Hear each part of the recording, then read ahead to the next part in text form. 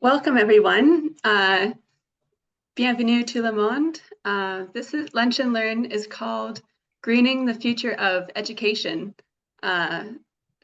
Cette dîner-causerie, c'est intitulé Verdir l'avenir de l'éducation. We are joined by two speakers today, Winnie Hsu et Rachel Robichaud. Nous sommes rejoints par deux intervenantes aujourd'hui, Winnie Hsu et Rachel Robichaud.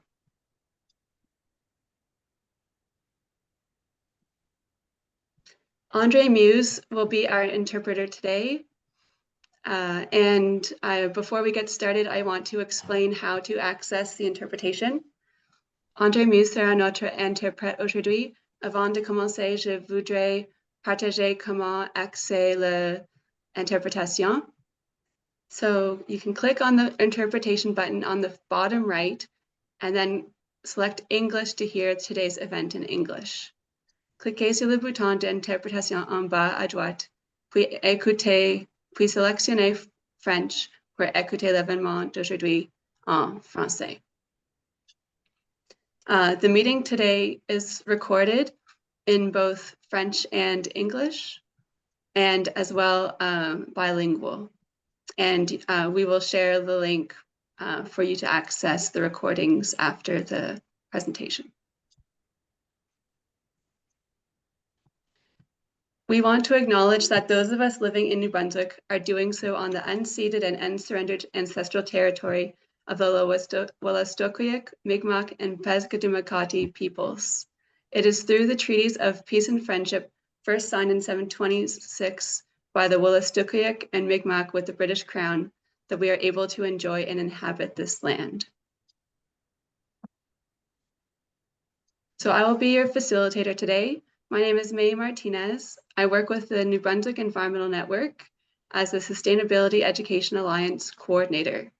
We are also joined by Amanda Page, Jordan Kilger, and Olivia Malone, and they will be helping me to run this webinar in the background. The NBEN was established in 1991, and it is a communication network between over 100 environmental nonprofits. Its main role is to facilitate communication and cooperation between the nonprofits and with government, Indigenous organizations, and with other stakeholders. C was established in 2005 and seeks to create a culture of sustainability education in the province. It does this through different activities like the annual conference, through convening of teams, and through programs. And now I'm going to stop sharing this screen and share with you the website page.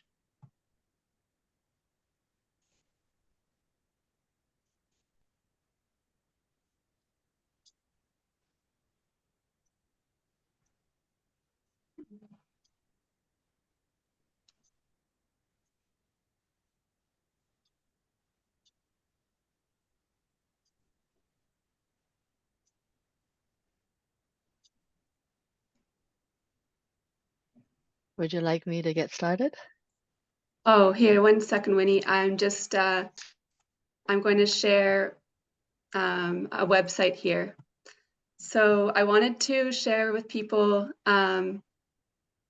the Great Minds Think Outside program. It's a professional development opportunity for teachers to learn how to take their students outdoors and teach them how to learn about the world in an experiential way.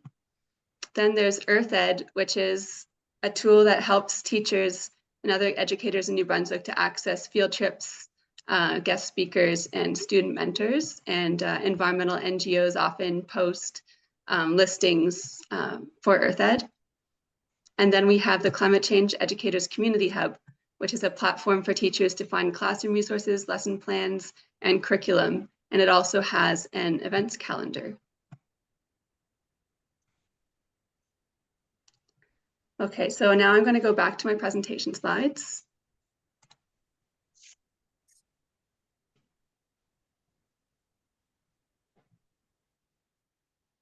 Just give me a second.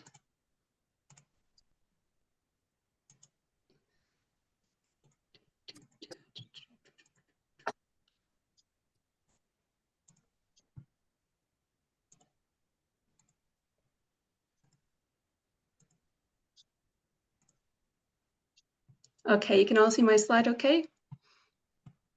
Yes, so we'll go to the next slide now.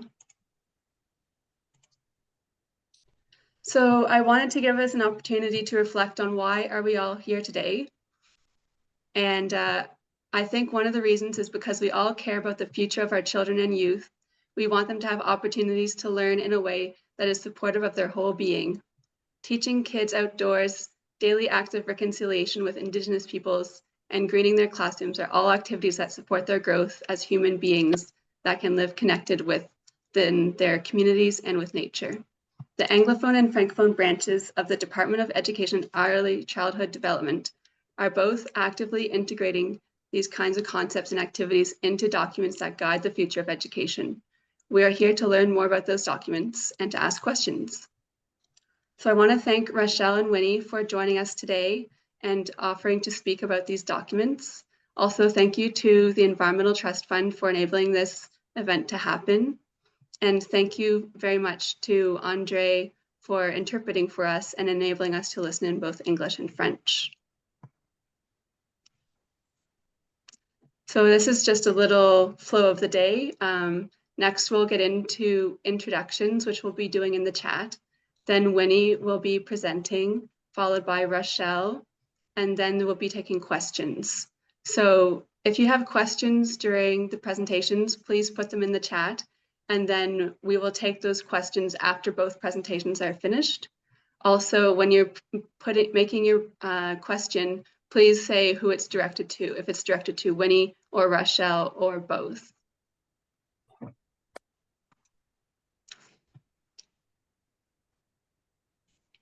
So, oh yes, one other thing is we would like to do a quick poll to see who would like access to the recordings after the presentation is finished. So I'm going to make a poll now, and it'll take probably just a couple minutes to answer.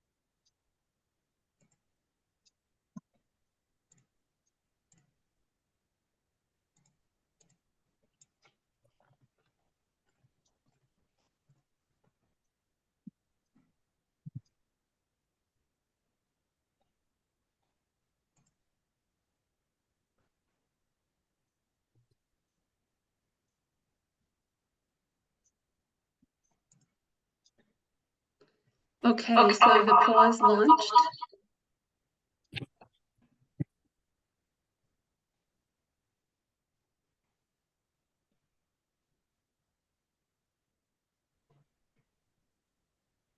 Sorry about that. Everybody, just make sure that you're muted if you're not speaking to avoid any feedback. Thank you.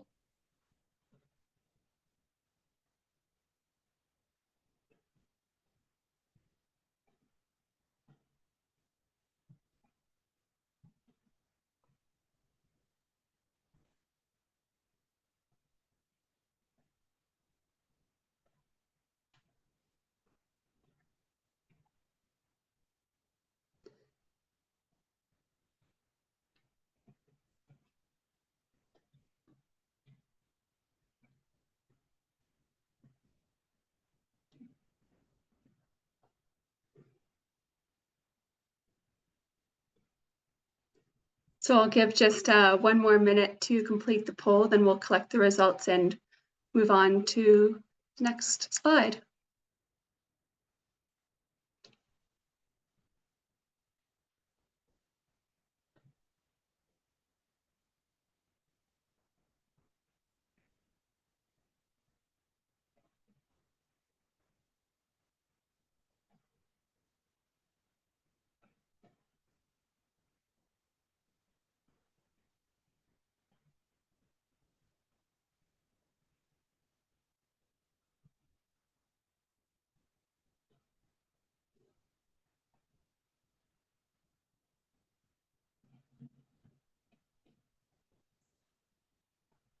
Okay, so I'm going to download the results now.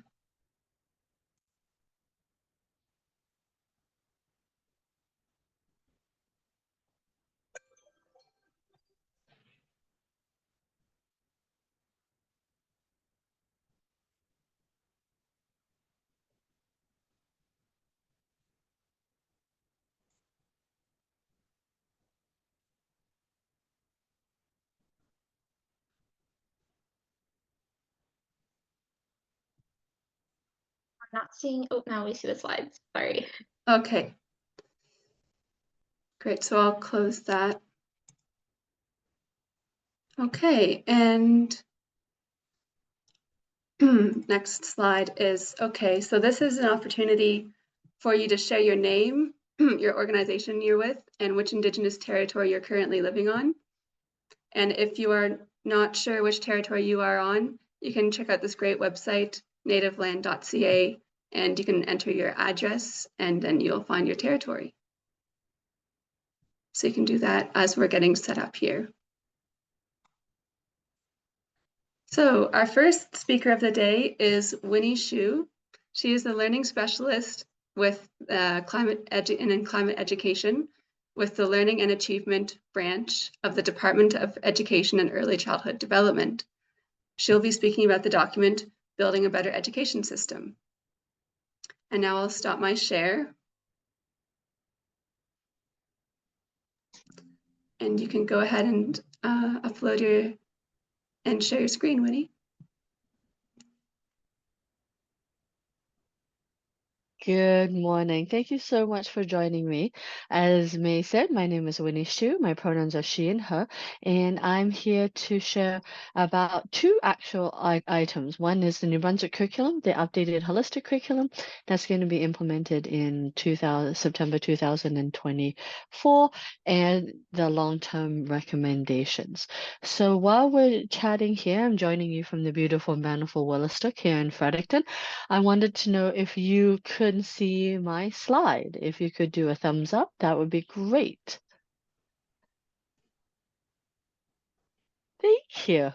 So if you're not familiar with Zoom, there are, if you move your mouse on the Zoom features, you're going to notice that there are these things called reactions. So when you want to, if you don't want to turn your camera on, you can put the reactions and use them for your feedback. So we're going to get started today. I have 15 minutes with you, and then feel free to put your questions in the chat. And if they're directed to me or to Rachel, please put that in. So I'm going to start with this new curriculum that is available for the implementation in September 2024. This is called the holistic curriculum, and it will be implemented in 177 Anglophone sector schools in September. This framework has a huge, it's a heavy lift because there's what we've done is reduce duplication and consolidated a few things. And this is available on the digital platform. And when I'm done talking, I'll put the link in the chat, so it's available for the public. Everyone can look at it. So when you come to this site, you're going to see the home, and then we're going to start with the curriculum framework. So the curriculum framework, depending on how you like to think of it, is the foundation, or it's the umbrella that encompasses it all. And there is three main areas that we're going to talk about in this framework. One is the shared tenants. And if you look at the shared tenants, we're going to click on here, and there's a few items here that talk about what we would ask to see visible in our New Brunswick classrooms. So the 177 schools are K-8 schools, and within them, we would ask that this shared experience, these shared tenets, be visible. So Wabanaki history and culture, identities, inclusion and equity, lifelong learning, relationships and connections, sustainable futures, and well-being. So those are all shared values that we would like to see in all of our classrooms K-8. And so if you're coming in, we would ask that you recognize these values and that they are exhibited within your personnel, within your resources, and within your actions that you take. And then within that framework, there are how we teach, which have specific pedagogies. So these are not the only teaching strategies that we would say appear in New Brunswick classrooms, but these are what we call research-based high yield impact practices. So holding each learner in the highest regard, safe and positive spaces for learning, direct instruction, experiential learning, play and inquiry-based learning, and relevant learning. So where possible, we would engage one of these 6 strategies in your activities or when you visit our classrooms or get into the schools. The second part of the teaching, how we teach, is that we are now grouping in program blocks. And you'll see the grouping here. We have early child learning and childcare, birth to 5, primary block 5 to 8, elementary 8 to 11, middle block 11 to 14, and then high school 14 to 21. And so where you're preparing your activities, we would ask that you look at the program blocks and make sure that they're suitable for their cognitive development, the emotional development, and the physical development of each of these program blocks. If you're unsure what that looks like, you can click on them. And then they explain to you what that might look like for each of those program blocks. So there's some guidance here for what we would ask to see. And all of this comes from Portrait of a Learner. And within this, you can see there's dispositions, global competencies, and then skills and concepts and areas. So I just want to bring to your attention this global competencies. These are pan-Canadian. So all across Canada, irrespective of the jurisdiction that you're in, they've all agreed to these particular competencies. And the difference between these competencies and, for instance, the curriculum that I'm going to show you is that we don't assess on these. We would potentially explicitly teach skill strategies related to collaboration. We would practice collaboration.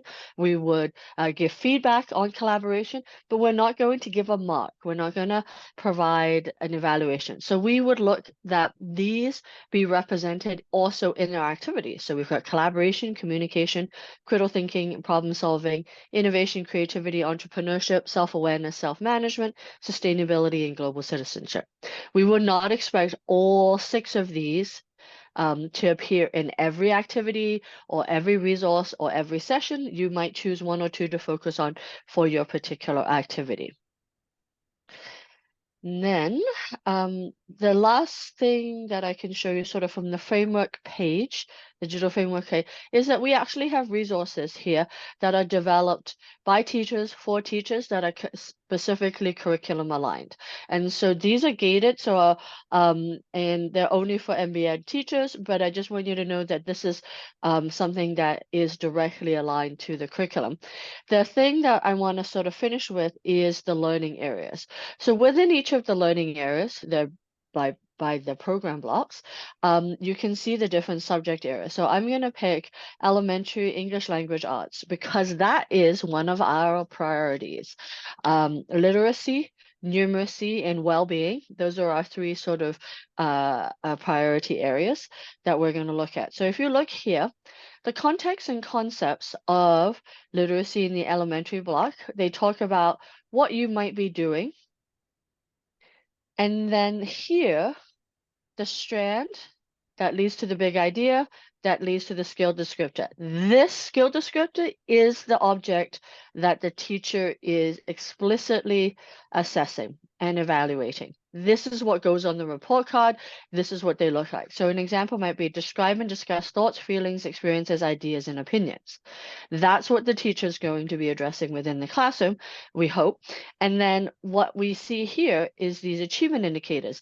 These are drilled down that the teacher might look for these in the student products or the student work or their presentations or what they do.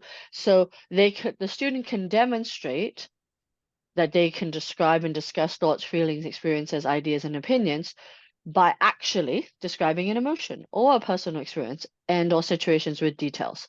And so using that. So I just want to let you know that sort of academically that this is the skill descriptor is what the teacher assesses, and that's what's going on in the report cards and so forth. And so these are the ones that we would do that. So they're all available now for each of the learning areas. You can do it French immersion, French second language, mathematics, music, personal wellness, physical education. They're all listed here and you can look at them. And if you have an activity that you feel is a visual art one, then you will come here and you look and see where does it apply directly to which skill descriptor, because we would like to see whatever you're offering really support the educator in the content specifically was related to this. So that is my first document. And then my next document is this one called Building a Better Education System, an action plan for implementing the long-term recommendations for New Brunswick's Anglophone education system. So this is the long-term recommendations. This was just released about a month and a half ago and will be sort of ongoing for the next 3 to 5 years.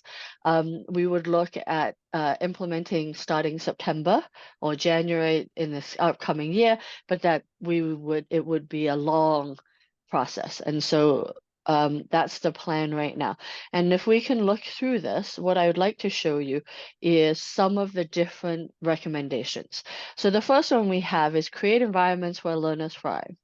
So we want to move to address the emerging critical concern of chronic absenteeism, reinforce a culture of learning by working with school districts and stakeholders to draft a provincial action plan on school attendance. I know that my experience has been that students love field trips, they love guest speakers, they love getting outside. These are all things and ways that you could support this long-term recommendation. And so I would offer an opportunity at the end for you to suggest where you think you might fit into some of these. I'm going to put the link to the document in the chat so you can see this, but you can just Google it if you need to. Next is develop a new classroom composition model and a reasonable timeline to implement an improved, inclusive, and equitable system. So this one speaks to the inclusion model that we have within New Brunswick. And one of the things that we would ask is that educators are asked to provide tier 1 interventions for all their students. And if we are looking at, for an example, might be outdoor learning and taking their students outside, we want to make sure that they are supported and have the right personnel, the right training, and the right skills. The next one we have is leverage technology to enhance learning and personalization. So today's session is an example of that. So we're able to offer a virtual session like this across the province to multiple organizations. We would want to continue to do that. So where your materials need maybe updating or to be digitized, this is something that we can would be an advantage. The next recommendation is place a focus on middle school learners aged 11 to 14 by working to identify actions and programs to improve academic achievement, engagement, achievement, and well-being. So here we're explicitly tasked with supporting that middle school program block. So if you have resources, personnel, experiences that could support this, you know, we really appreciate hearing about that. We have French language learning. And so what we're asking is that every resource that is student facing, even for the Anglophone sector, be available in both French and in English. Engaging our communities. So this one may be the one that most is applicable to C and MBEN, which is encourage movement and getting outside, including embedding 30 minutes of physical education for K-8 daily, in addition to outdoor education opportunities. So the K-2 is now, a school day is going to be extended. And so they will continue to be the same as the regular 3 to 5 schedule. And so this might be an opportunity to get out the outdoor education opportunities, increase those. Next, we have a Center of Excellence for Language Learning. To assist students. So like I said, French language resources would be really, really appreciated, and improve retention, recruitment of qualified teachers and specialized health service professionals in education. What we're doing is providing support and professional learning opportunities for educators, and EAs as well. So educational assistants. And we want to provide teachers of early readers with specific training designed to maximize the development and outcome of these students. So this is specifically to literacy, but I know that your work supports that development as well. And then we have develop and implement equitable access to professional learning for educators and resources, strategies, and interventions to best support each learner in English prime and French language classrooms. So what this organization can do, what you can do within your respective organizations, is to provide as equitable, accessible access to your expertise or resources as possible. And then obviously in English, both languages, English and in French. And so that's it. I want to thank you for your time in joining us today. If you have any questions, please pop them in the chat. Again, my name is Winnie Hsu, and my email is winnie.hsu@gnb.ca. And I'll put those links in the chat.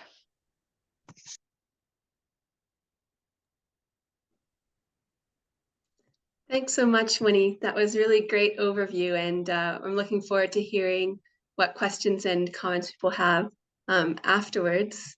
Now I'm going to share my screen and introduce Rachel.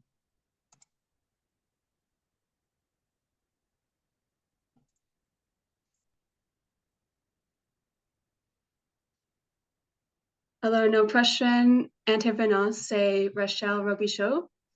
Elle travaille comme agent pédagogique provincial en environnement et changement climatique à la Ministère de l'Éducation et du Développement de la petite enfance.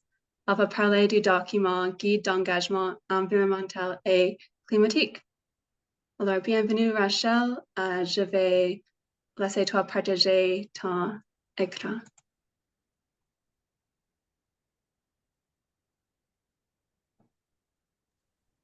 Merci beaucoup, May. Et merci, Winnie, pour la belle présentation du secteur anglophone. Hi, everyone. Bonjour, mon nom, c'est Rachel Robichaud. Puis, je suis enseignante et je travaille depuis 2021 au ministère de l'Éducation, comme May a mentionné. Ça me fait plaisir d'être là aujourd'hui. Après la présentation, n'hésitez pas à communiquer avec moi. Même pour le secteur anglophone, si vous voulez communiquer avec moi, n'hésitez pas aux écoles ou à tous les organismes environnementaux ou autres. Je suis toujours disponible et je vais essayer de faire le tour aujourd'hui avec vous autres des documents qui est développé et en développement aussi, là, parce que c'est toujours en construction, conjointement avec les districts scolaires, les écoles et les organismes. Puis merci beaucoup au réseau de nous inviter aujourd'hui. Je vais partager mon écran sur un document qui est publié en 2016, qui a un peu changé le visage puis les objectifs du système éducatif francophone au Nouveau-Brunswick. Vous me direz si vous voyez comme il faut l'écran. Oh, non. Est-ce que vous voyez le profil de sortie? Oui. OK. Le profil de sortie de l'élève qui est sorti en 2016, ça a porté le système éducatif à développer des compétences au-delà du contenu pédagogique, des contenus théoriques de nos classes. Je vais seulement passer juste la table des matières pour vous montrer qu'est-ce que ça inclut. Puis merci beaucoup aux organismes aussi d'écouter activement nos champs, puis d'aligner vos formations, vos ressources avec nos nouveaux objectifs au secteur francophone. Puis je sais que vous le faites aussi de gros efforts pour aligner avec le secteur anglophone. Et ça a surtout été aligné grâce à ce document ici du côté francophone. Par exemple, avec nos 3 visées, qui est non seulement de développer des compétences cognitives ou théoriques avec nos contenus, mais aussi viser une citoyenneté engagée et éthique. Le désir d'apprendre tout au long de notre vie. Donc, on a énormément de travail fait au niveau de développement vie carrière. Winnie a mentionné aussi l'apprentissage expérientiel qui ne se fait pas seulement en salle de classe. Donc, c'est très valorisé. Et la vie équilibrée. Donc, vous comprendrez qu'au niveau de l'éducation relative à l'environnement, on touche énormément nos visées, nos nouvelles visées, qui est depuis 2006 intégrée dans nos écoles. Puis, contrairement au secteur anglophone, bravo Winnie pour la présentation des programmes d'études, c'est déjà bien intégré théoriquement là, concrètement dans leur programme d'études. Au secteur francophone, c'est vraiment en construction pour que ce soit concrètement dans les programmes d'études, mais les écoles et les enseignants font déjà des changements et de l'amélioration qui est en lien avec le profil de sortie, mais je ne pourrais pas vous montrer concrètement dans les programmes d'études des gros changements, mais on a des documents quand même qui appuient les initiatives, qui devancent les changements souhaités, puis qui est très, très prochainement, vous allez voir des changements concrets, là, des gros changements dans nos programmes d'études. Et les compétences, les 3 compétences qui est déjà en train d'être intégrées aussi dans nos programmes d'études, c'est les compétences socio-affectives, les compétences cognitives comme la pensée critique, créative et la compétence communicative et langagière. Donc, tout ce qu'on développe, c'est toujours en lien avec le profil de sortie. Fait en 2021, lorsque le ministère de l'Environnement a financé nos initiatives à moi et Winnie, on a lancé au secteur francophone Verdir l'étincelle. Je vais changer, je vais aller directement sur le site de Verdir l'étincelle. Ça, c'était un peu le gros projet pour lancer une initiative de sensibilisation pour commencer dans nos écoles. Disons, on ne s'est pas lancé directement dans nos programmes d'études, mais on voulait aller valoriser les choses qui se faisaient déjà dans nos écoles, valoriser afin de se fixer des objectifs clairs et pour motiver aussi nos écoles à continuer d'agir, non seulement dans des cours spécifiques, puis de l'enseignement en salle de classe, mais aussi dans les valeurs du système éducatif francophone, autant de la part de nos dirigeants, de nos districts scolaires, nos directions d'école, dans leur initiative ou leurs pratiques ou leurs approches à l'école et au district. Donc, on va consulter le guide juste après, mais pour commencer, je vais commencer avec le modèle qui a été lancé en 2021. C'est un modèle d'éducation éco-citoyenne. Donc, le modèle d'éducation éco-citoyenne est un peu c'est pour servir de guide afin que peu importe l'enseignement ou les approches ou les projets à l'extérieur de la salle de classe, quand on parle d'environnement ou on instaure un projet d'école ou de classe, de toujours s'assurer de penser à 3 éléments. Puis les éléments, ça a été aussi construit avec des partenaires des années, des membres de la communauté autochtone, les districts scolaires, les enseignants, un comité provincial. Et vous allez voir dans le guide qui est un peu le portrait de nos écoles dans les actions d'engagement environnemental, qu'on agit, on fait beaucoup d'actions. Donc, agir, c'est à la colonne de droite, là, vous pouvez voir, c'est les actions, c'est par exemple un projet autant de classe ou d'école comme la gestion de nos déchets dans nos écoles ou un projet d'améliorer la biodiversité à l'extérieur de la cour d'école, ou ça peut être aussi pour un projet d'expo sciences ou un projet en lien avec l'énergie dans nos cours de physique, par exemple. Fait que ça touche autant les matières que les initiatives scolaires. Donc, on est beaucoup dans l'action, mais on voulait aussi s'assurer que ça ne reste pas seulement à l'école, que l'apprenant, l'élève ou même les personnels scolaires continue d'intégrer ces pratiques-là comme citoyen éco-responsable dans sa vie de tous les jours et aussi dans son projet vie carrière après avoir passé, par exemple, par un cours ou participer à une initiative scolaire. Donc, oui, on est dans l'action, mais on veut s'assurer de jamais négliger la préparation, qui est aussi la sensibilisation, inviter des experts, par exemple, ou aller faire de la recherche. Ou ça, c'est toute la préparation de sensibilisation à l'action. Puis aussi d'influencer, ça veut dire sortir des murs de l'école. Ça veut dire en parler, publiciser, que les écoles doivent travailler sur la visibilité de leur projet environnemental parce que l'engagement peut passer par l'exemple. Donc, ça, c'est le guide. C'est un peu un modèle pour se référer, pour s'assurer que nos engagements sont durables.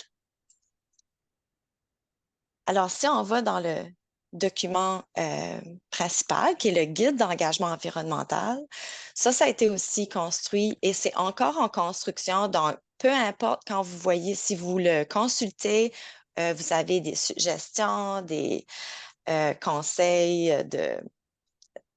à m'apporter, n'hésitez pas parce qu'il est encore en construction. Donc, qu'est-ce qu'on a essayé de faire? Depuis 2021, il y a environ 60 projets financés par année, là. Puis, je me suis fiée à ces projets-là avec toute une équipe provinciale pour essayer de ressortir un portrait de nos écoles, pour voir où on en est, mais aussi pour inspirer les écoles à agir aussi autant dans leur salle de classe que dans leur école en général. Donc, le guide est... il y a plusieurs objectifs, là, c'est sûr, c'est sensibiliser, motiver, faciliter la collaboration aussi avec nos ressources à l'extérieur du système scolaire, par exemple, nos organismes environnementaux. Et puis aussi écouter les jeunes parce que ça c'est un souhait. Surtout la Fédération des jeunes francophones du Nouveau-Brunswick mentionne que c'est une de leurs priorités là, d'agir visiblement face à l'enjeu environnemental. Donc, dans le guide, les organismes, des individus ou peu importe si vous avez des ressources à partager, on peut s'inscrire directement. Donc, tout ce qui est en lien avec l'environnement pour le secteur francophone, on a essayé de tout placer dans le guide environnement, dans le guide d'engagement.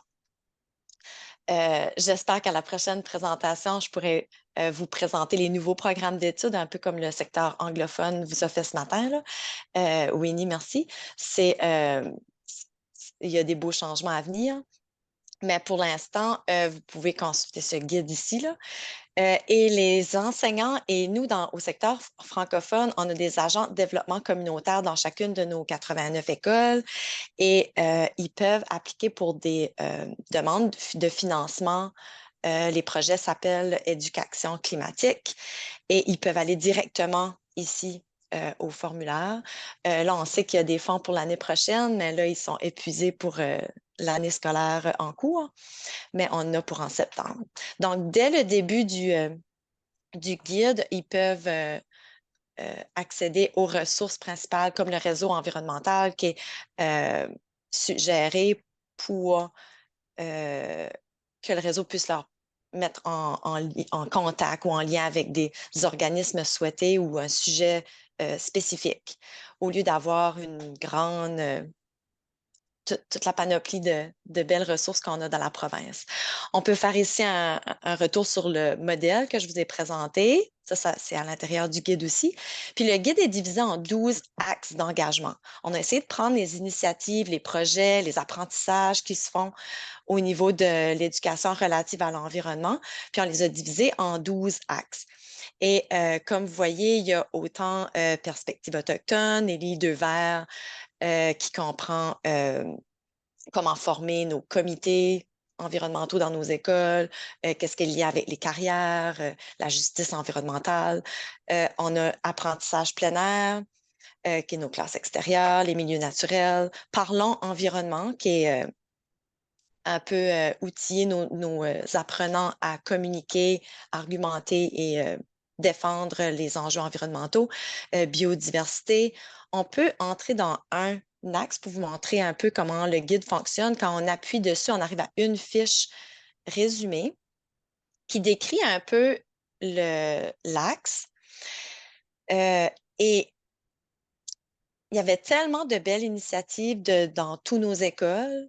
Fait qu'on a voulu, c'est ça, faire un portrait, puis c'est un peu un inventaire des trucs, des conseils, des recommandations, des liens aussi avec les programmes d'études ou les sujets des disciplines scolaires. Fait que c'est vraiment abrégé en une seule fiche avec des ressources principales juste à chaque fiche. Donc, si je prends biodiversité, par exemple, si on veut améliorer nos cours d'école, par exemple, à ce que ce ne soit pas juste une monoculture de gazon, on encourage beaucoup d'écoles en de beaux projets pour naturaliser les cours d'école. Donc, là, on a des petites ressources en lien avec chaque axe. Puis, ce qui est intéressant, vous pouvez revenir directement aux 12 axes. Donc, les autres, c'est consommation éco-responsable, gestion des déchets, alimentation verte, l'énergie et les technologies vertes, le transport actif et réduit, puis la santé et l'environnement. Donc, c'est un guide que vous pouvez consulter, améliorer avec nous aussi. Puis, on a beaucoup d'écoles qui l'utilisent comme, par exemple, pour se fixer des objectifs. Puis, on peut dire que la majorité de nos écoles touchent déjà presque tous les axes, là, que ce soit en initiative d'école ou par un enseignant dans sa salle de classe. Donc, c'est ça un peu que je voulais vous présenter. Donc, n'hésitez jamais à me consulter. Je vais placer aussi les liens. J'ai parlé un peu vite.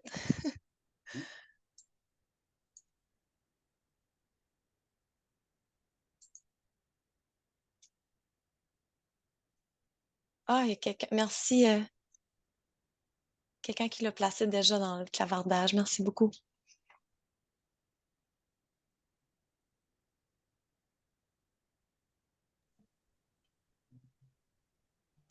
Merci beaucoup, Rachel. C'est très intéressant d'apprendre un peu plus de ce document et la direction de la branche francophone de les écoles. Merci beaucoup pour ça. Next, excuse me. Next, I will share my slides.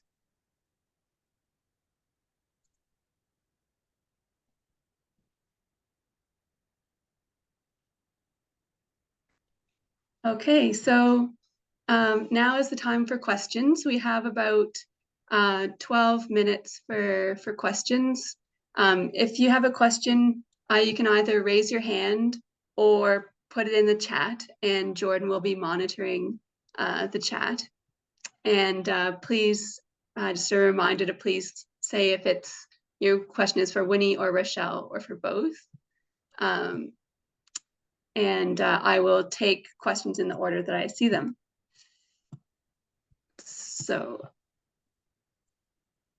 Yes.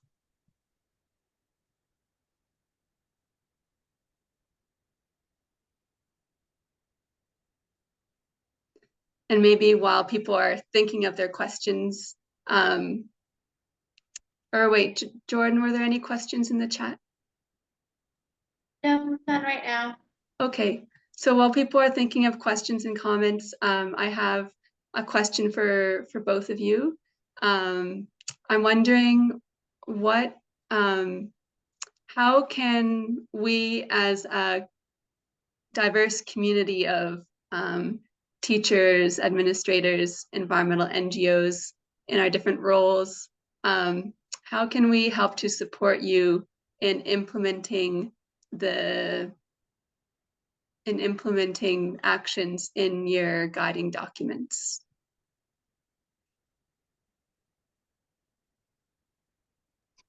May, do you want to say that en français? Oui, merci. Alors, comment est-ce qu'on peut aider avec la mise en œuvre de les actions dans les documents que tu viens de présenter?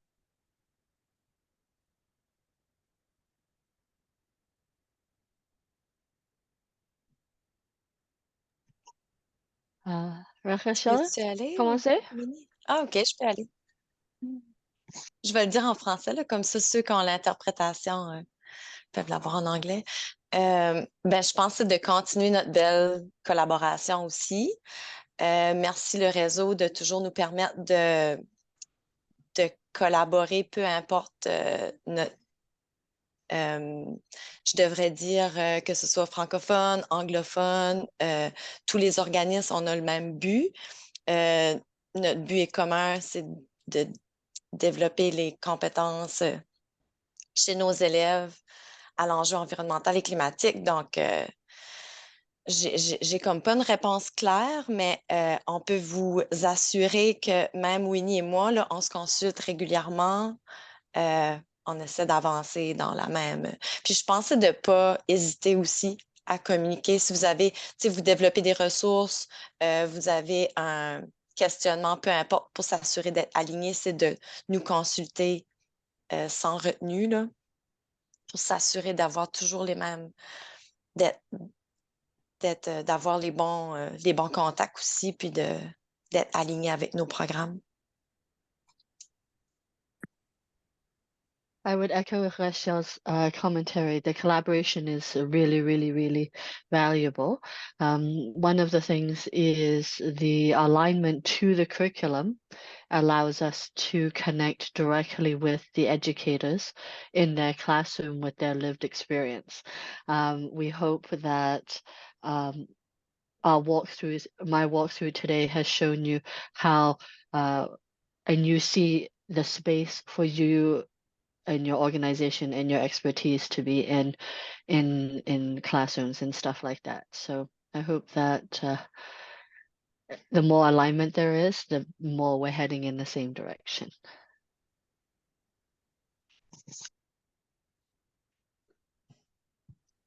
Je pourrais Nadine, please go ahead. Hi, I can talk quicker than I can type.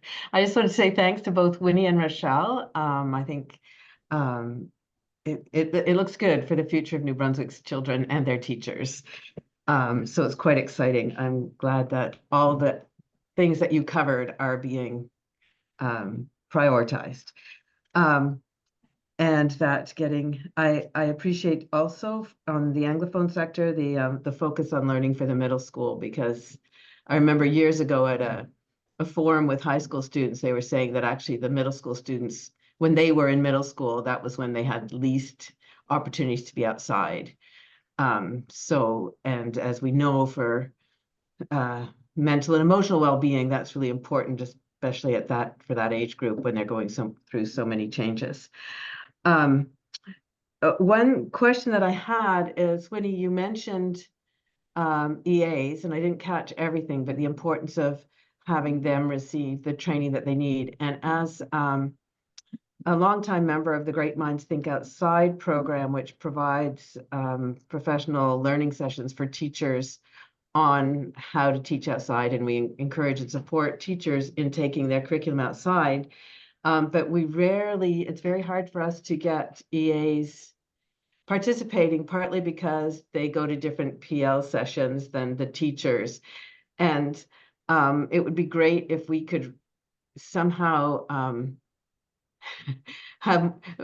offer to them what we offer teachers. And again, in my position as the Learning Outside program coordinator at the Conservation Council, I've been out with classes, which are great, and which is fine, but sometimes I've seen, I just noticed like midway through an outdoor session that an EA and the student they're looking after leave, and I might find out after the fact that, oh, that student needed to be taken inside because of whatever. And sometimes I could have, if I'd known, for example, in one instance, there was a child who needed something to fidget with. Well, I had lots of puppets in my backpack. Like if there'd been a way for me to communicate that or find out beforehand, we could have made that an enriching experience for that child as well. But again, there wasn't the opportunity for me to make those connections, because usually, as you know, teachers are busy, classrooms are busy, schedules are busy. So I show up, we get the group together, we go do our thing. And there isn't really time. So anyway, so that's just something that I would love to see, somehow communication channels or ways to sort of include EAs and of course the students that they work with. And because even if we can make adaptations, we have to know that, because you can't tell when you've got a group of 15 kids in a circle, you don't know which ones, I mean, obviously you're always on the lookout for that, but anyway, so that's just my comment. It would be great to be able to sort of make those connections more strongly. So I respond to a couple of components on your part, Nadine. So the first part is in terms of communication, we're hoping that we can level up everybody's process. And so if you go into schools and classrooms and you recognize that the EAs are not always included, please provide an explicit invitation that this is also available to EAs, and they may or may not be able to attend. So that's one part of the process communication. Yeah, we always do, but again, it's there being different unions or whatever. Mm-hmm. But anyway. I understand. And then the second component with that is in terms of recognizing that we have these various actions, and at different times we may focus on different priorities. And so the reality is we can't be everything to everyone all the time. And so when you're in, Nadine, I recognize that your specific situation meant that you weren't able to engage as fully as you had wanted to, but the reality is you were able to support the educator to get outside and to have some of that. And that's our first step. And so the next time we would ask that now that you've learned from this situation, those students that require additional support, that might be part of your inventory when you connect with the teacher about that. And then the last thing that I just wanted to just speak to was, as a system, we are also trying to help support educators with a wide spectrum of students, and we would recognize that whatever we provide one student should be available to all students. And so we would try to make that happen. This year we've done a tier 1 intervention, equity and inclusion learning series to improve, to help teachers with strategies for special needs, exceptionalities, both physical, physiological, and developmental. So. Yeah. No, great. And I appreciate that. And I have like, again, I have had talks with teachers like, oh, let me know next time and I'll do whatever. But again, it's been a bit haphazard, but just listening to you speak, yeah, we're all in this together, doing the best we can, trying to make those connections for the benefit of the kids and the teachers and the EAs. And I guess one thing that we can do, and other groups that likewise, provide activities to school classes, in my little description of what I do and how, I can explicitly say that we make an effort, and if there are accommodations that I can make, I'm more than happy to do so. So I guess maybe just being more upfront about that, and any descriptions of our program would be helpful. Okay, great. Thank you.